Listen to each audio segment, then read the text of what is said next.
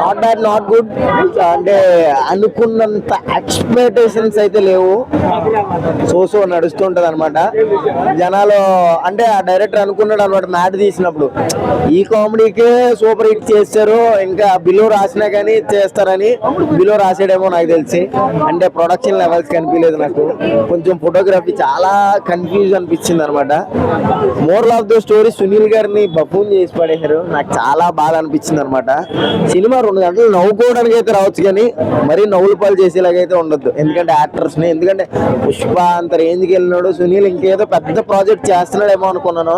ఇలాంటి ఉప్మా ప్రాజెక్టులు చేసి మీ వాల్యూని మీరు తగ్గించుకోవద్దు. ఎందుకంటే వన్స్ ఆల్రెడీ మీరు డౌన్ అయిపోయారు. ఒక హీరోగా ఉండేవాడు విలన్ కానీ లేకపోతే ఏదో క్యారెక్టర్లు చేస్తున్నారు, ఇంకా డౌన్ అయిపోవడానికి ఇలాంటి బఫూన్ క్యారెక్టర్లు చేసేస్తే రేపు పొద్దున్న 2-3 కోట్లు పెట్టి సినిమా తీసినోడు కూడా మిమ్మల్ని పెట్టి రాసేస్తాడు అనమాట. ఓ విలన్, ఓ కామెడీ, ఏదో ఒకటి.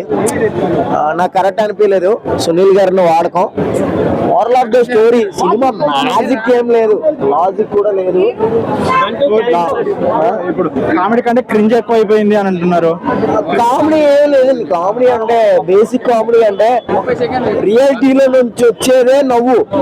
వీళ్ళు అప్పటికప్పుడు ఇన్సిడెంట్ గా వేసే జోకుని నవ్వుకోలేదు. అప్పటికప్పుడు ఇన్సిడెంట్ గా జోక్ వేస్తే నవ్వు రాదు.